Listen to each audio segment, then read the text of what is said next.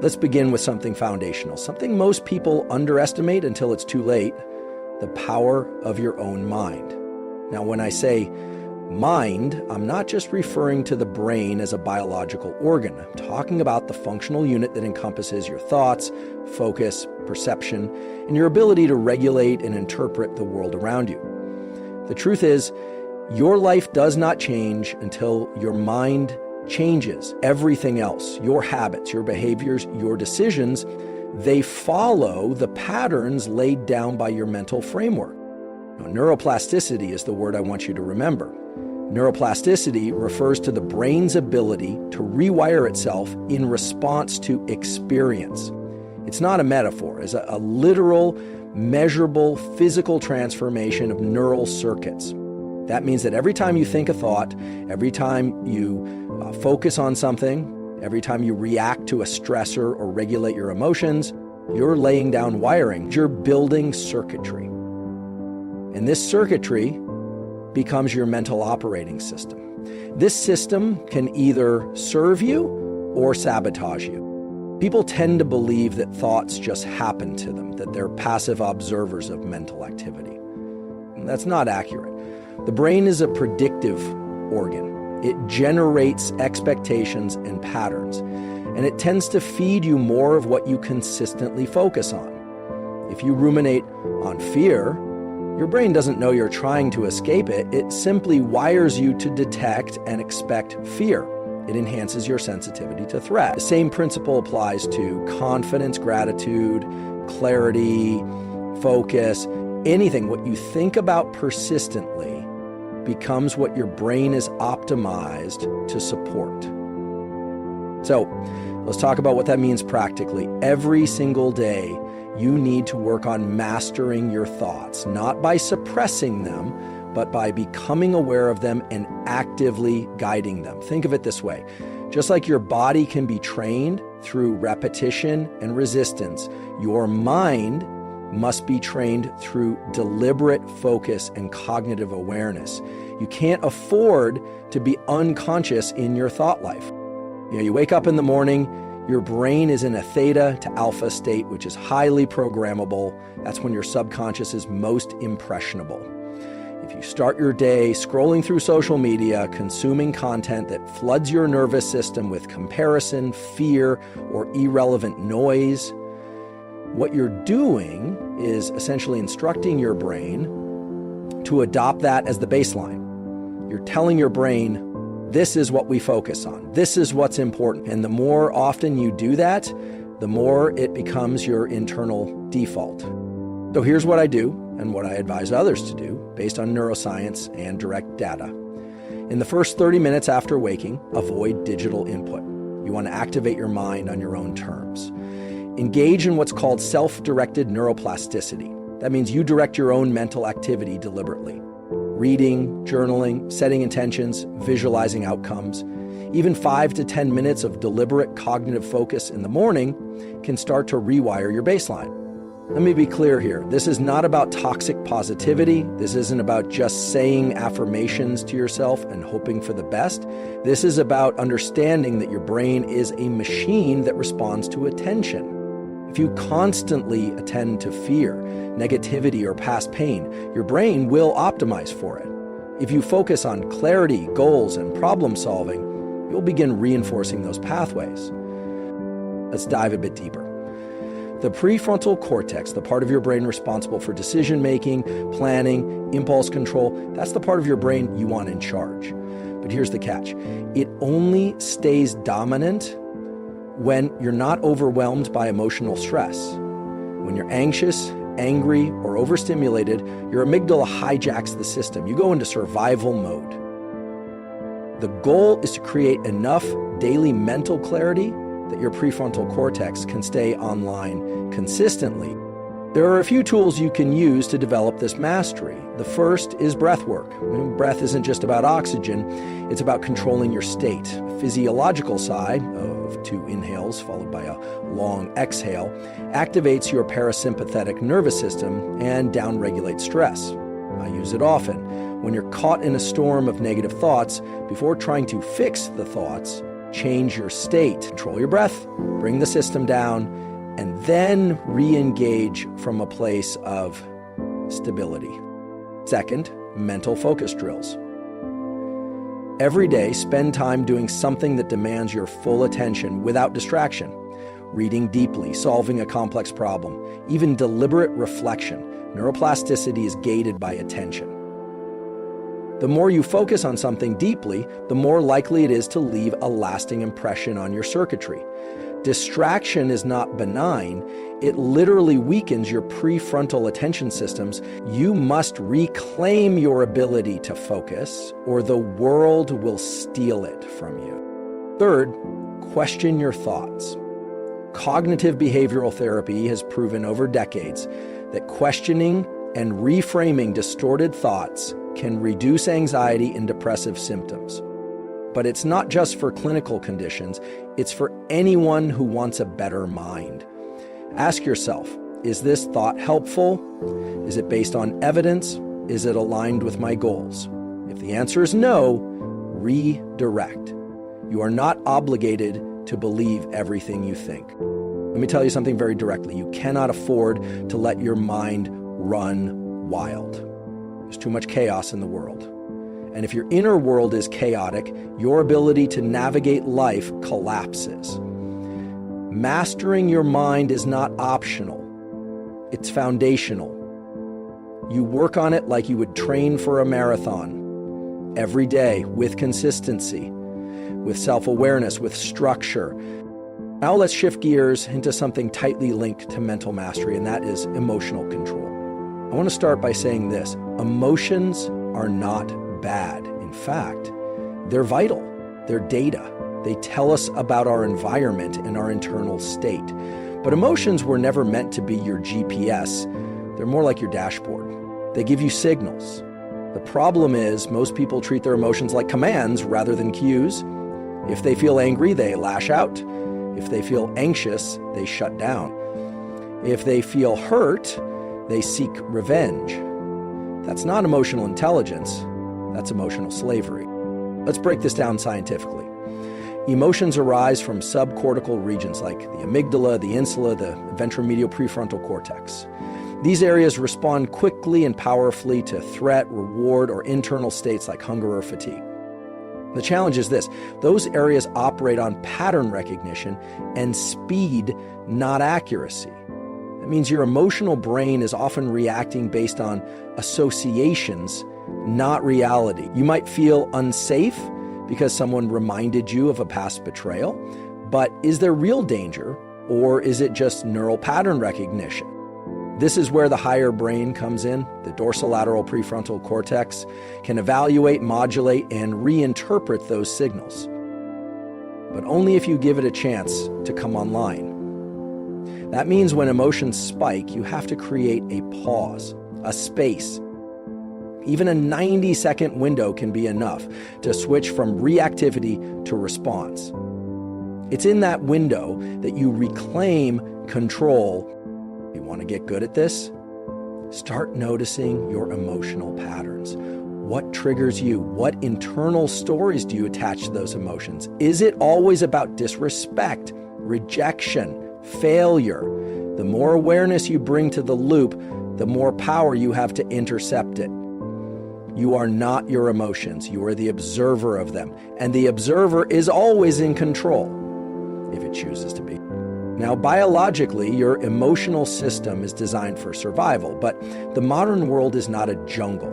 The threats today are more psychological than physical, which means we need to evolve our response. You can't go into fight or flight every time someone insults you or disagrees with your opinion. That's not strength, that's instability. True strength is when your nervous system remains grounded even in the face of provocation. So how do you build that? Repetition and regulation. Every time you feel triggered, practice naming the emotion, breathing through it, and choosing a response. Over time, the circuitry responsible for emotional regulation, the medial prefrontal cortex, anterior cingulate, gets stronger. You literally become a different person. Not because your emotions go away, but because your relationship to them changes. And here's something most people never realize.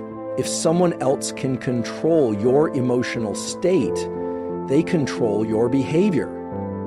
That's the essence of manipulation. Emotional mastery is not just a personal benefit. It's a form of self-defense. If you want freedom, you need emotional sovereignty. That means no one, no person, no event, no failure gets to hijack your nervous system without your permission. There's another tool I want to mention here, journaling. Not as a feel-good hobby, but as a neurological exercise. Writing about your emotions, especially in a structured way, activates language centers and dampens amygdala activity. It's a way of taking raw emotion and converting it into narrative, into meaning, into insight. Do it daily, even 5 minutes. It's training your brain to handle emotional data in a structured and adaptive way. Also, avoid chronic suppression. People think emotional control means bottling things up. It doesn't. Suppression without processing leads to somatic symptoms, fatigue, muscle tension, even immune dysregulation. Emotional mastery is about conscious processing, not unconscious avoidance. And here's one more powerful practice, what I call emotional transmutation. Take the energy of the emotion and channel it into something constructive. Anger can become boundary setting. Fear can become preparation. Sadness can become introspection. The emotion itself is neutral. It's the application that determines the outcome. So let me be absolutely clear here. If you want to own your life, you have to master 2 things before anything else. First, your mind, the quality of your thoughts, your focus, your attention. Second, your emotions, your ability to interpret, regulate, and respond to internal signals. These are the levers that determine every other area of performance, health, relationships, and personal power. And they're not static. They're trainable.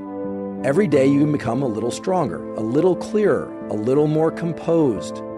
But only if you decide that your internal world is the most important thing to work on. Because if you don't, someone else or something else will work on it for you. And I promise you, they won't have your best interest in mind. Most people walk through life reacting. They react to their environment. They react to stress. They react to their emotions. And what they don't realize is that every reaction is being reinforced. Neurochemically, behaviorally, and psychologically. The brain doesn't just record what you do, it learns what to expect. And over time, your reactions become your personality.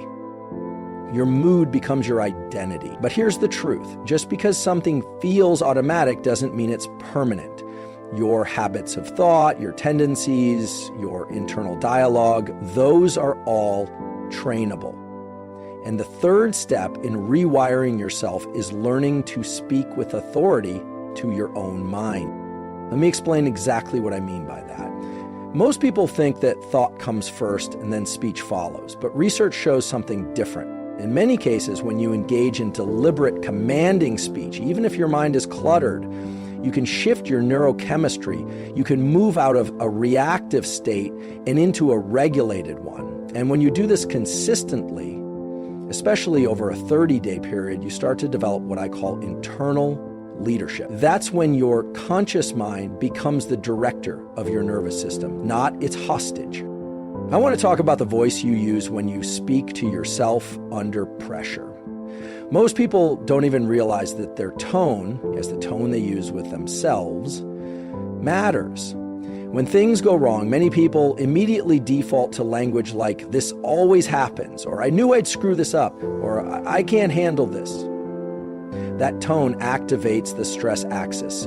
The hypothalamus releases CRH, which stimulates the pituitary, to release ACTH, which signals the adrenal glands to flood your system with cortisol. And once that happens, your focus narrows, your prefrontal cortex goes offline, you can't solve the problem, you spiral. But if you catch it, if you intercept the pattern with full self-directed speech, you can create a totally different response. You can literally halt the stress cascade and re-engage executive function. So instead of "I can't handle this," you say, "I am not letting this control me." You say, "I know exactly what to do next." Even if you don't fully believe it in the moment, your nervous system responds to that directive because language is embodied. It doesn't just exist in your mind. It influences your muscles, your breath, your heart rate. And that physiological shift gives you access to clarity. And this is why I tell people, don't just think positively. That's not enough. Speak assertively. Speak as if you're commanding your internal state, because in a very real sense, you are. The vagus nerve, which regulates your parasympathetic nervous system, responds to vocal tone. When you speak to yourself calmly but firmly, you activate vagal tone, which helps restore calm and increase resilience. But when you speak to yourself with panic or sarcasm or defeat, you activate the sympathetic nervous system, which accelerates stress and reduces cognitive flexibility. So I want you to practice this. When things get hard, when anxiety spikes, when doubt creeps in, don't just observe your thoughts. Direct them out loud if necessary. Say, "I'm trained for this. I'm not backing down." Say, "One step at a time. That's all I need right now." Say, "This is pressure, not danger. I know the difference." When you use language like this, you take the amygdala offline and bring the prefrontal cortex back into the driver's seat. You shift from reactivity to response. And the more often you do that, the more it becomes your baseline. This isn't about pretending things are easy. It's about asserting dominance over the one thing you can always control, your internal response. Because the fourth piece of this rewiring process is the most misunderstood of all. Self-talk isn't supposed to be soothing. It's supposed to be activating. It's not just about comfort, it's about direction. It's about arousal regulation. Let me go deeper on that. Your brain and body exist in a dynamic relationship of arousal. Arousal is not just sexual. It's a term we use in neuroscience to describe how activated or alert your system is.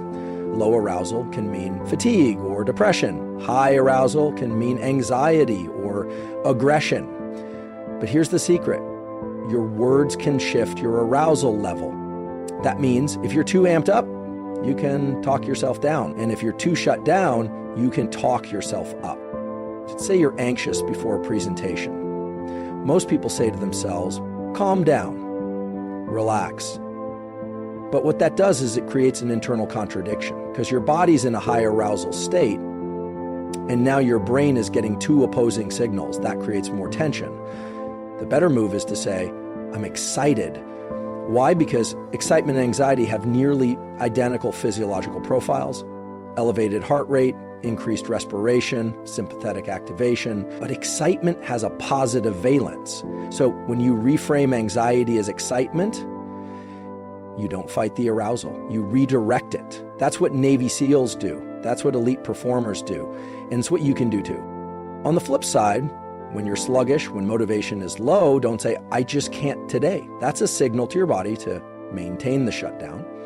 Instead, you speak activation. You say, "Energy is rising." You say, "I move before I feel ready." You say, "I don't wait to feel motivated. I create it." That kind of language increases catecholamine release, dopamine, norepinephrine, epinephrine, and that lifts arousal. It wakes up your system. That's the neurochemical reality. Your speech patterns are training your autonomic nervous system every single day. If you use passive, avoidant language, "I hope I can get through this, maybe I'll try, we'll see what happens," you are programming low agency. You are reinforcing learned helplessness. But when you use commanding language, "I will handle this, this is mine to solve, I decide how I show up," you stimulate an entirely different pattern of brain activity. You engage the medial prefrontal cortex and the dorsolateral prefrontal cortex, which are involved in decision-making, future planning, and voluntary control. And here's something even more fascinating. There's research showing that when people use the third person in self-talk, especially under pressure, their performance improves. So instead of saying, I can do this, you say, you've got this, or even use your name. Sarah, you're built for this. Why does this work? Because it creates psychological distance. It allows you to coach yourself the way you would a friend or a teammate. And that distance reduces emotional reactivity while preserving motivation. I know this can sound a bit unnatural at first, but that's just because you haven't trained it. We spend years, even decades, learning how to speak to others, how to present ourselves socially, but we spend almost no time learning how to speak to ourselves strategically. That's a mistake. Because your inner voice is the single most powerful influence on your neurobiology outside of your direct environment. You live with it 24/7. And if that voice is chaotic, defeatist, or random, your physiology follows. But if that voice is structured, decisive, and aligned with action, your entire system begins to organize around it.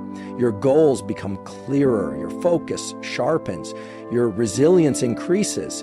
And this isn't philosophy. This is grounded in decades of neuroscience and behavioral research. It's how you rewire. So here's what I want you to do. For the next 30 days, don't just let your thoughts wander. Speak to them, lead them. Create a morning protocol that includes 90 seconds of commanding language. Not affirmations, commands. Stand upright, shoulders back.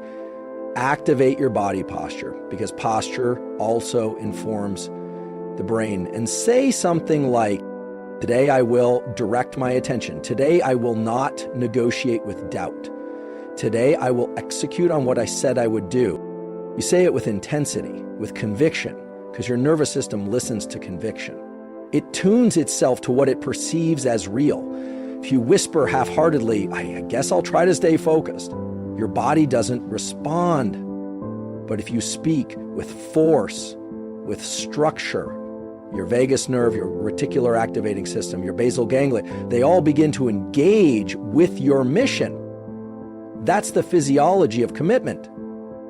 And during the day, every time you hit a wall, whether it's emotional, physical, or mental, you don't give in. You engage. You say, this is resistance. That means I'm growing. You say, hard.